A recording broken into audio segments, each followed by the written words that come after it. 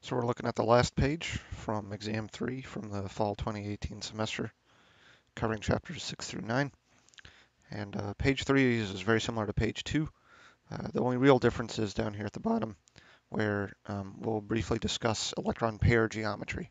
So if you haven't watched the second video where we go through page 2, go back and take a look at that, because I'm gonna kind of go through this a lot quicker, so we don't end up having 3 hours of videos here for you guys to watch. Anyway, as always, we start with our with our valence electron count. So real briefly here, we've got 3 iodines. Each iodine has 7 electrons, right? So we got a total of 21 electrons coming from the iodines, and we add 1 electron for the negative charge. So don't forget, when you have an anion, we're adding a electron for that negative charge. So we have a total of 22 electrons to deal with. Excuse me, not E1, E minus. All right. Connect everything with single bonds, right? Make our skeletal structure, okay? And then start filling electrons from the outside in. So we've used 4 electrons. So 5, 6, 7, 8, 9, 10, 11, 12, 13, 14, 15, 16. Okay. 17, 18, 19, 20, 21, 22. All right. There is our Lewis structure.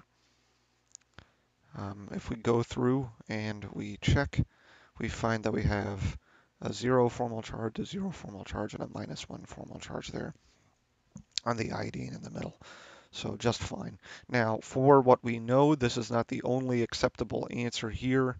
There are a couple other Lewis structures that are viable based off of the rules that we know. So if you came up with something different, just check your Lewis structures. Check your formal charge to make sure you have the right Lewis structure. But this is basically it. Okay, so our ax notation, ax2, e3 here. So we have a total of 5 things, right? We have a total of 5 things, 2 and 3. We have a total of 5 things around that central atom. So what we're going to do is draw a trigonal bipyramidal, right? Trigonal bipyramidal, iodine, iodine.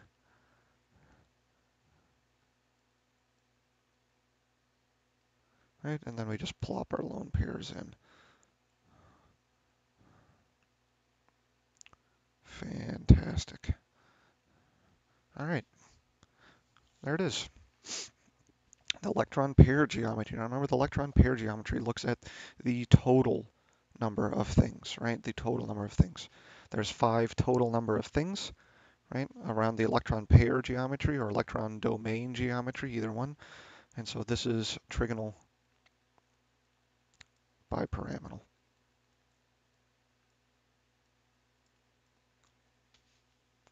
Five total things, trigonal bipyramidal. Okay, BRF5. We have a total of 42 electrons here, right? 7 times 6.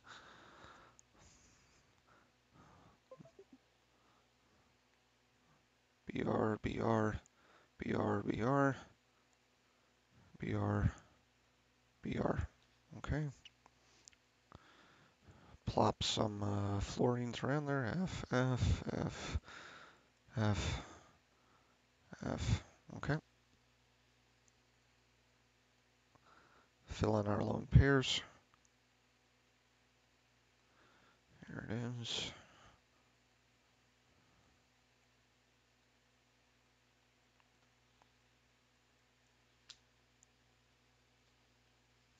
Oh, well, I guess I didn't need to put 3-dimensional shape here. Sorry, let me go back and fix that real quick. I mean, either way would have been fine, to be honest. Sorry, I got kind of caught up here. So there would be a nice Lewis structure.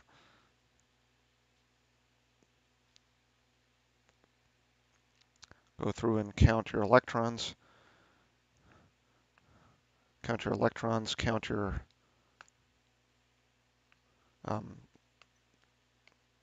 electrons and count your formal charges. And then to draw the molecular geometry, there it is, right? Our ax notation, right? We have AX 5 atoms, one lone pair, a total of 6 things. Right, so our ax notation is, or our electron pair geometry is octahedral. Okay, fantastic. Cranking right through it. Here we go. ASF3.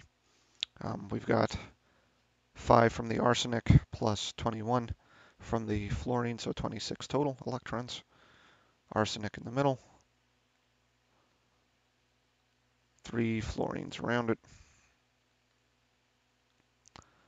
Fill in the remaining 20 electrons.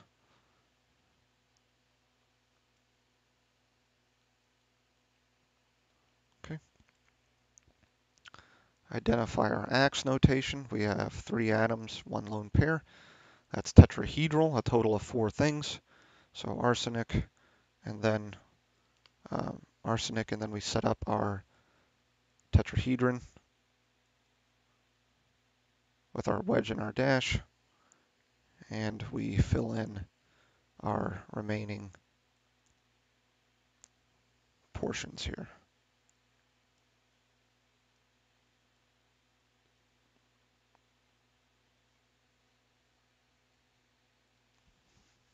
Okay. A total of 4 things, electron pair geometry of tetrahedral. All right, and we're on to the last one. Se2, we've got 4 from the silicon and 12 from the seleniums, so 16 total electrons. Si,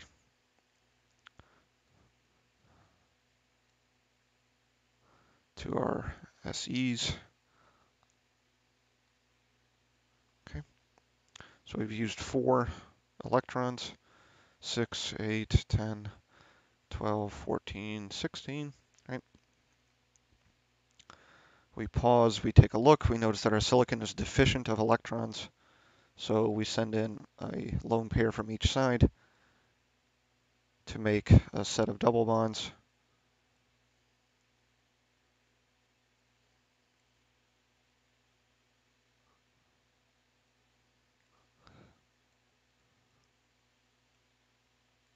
All right.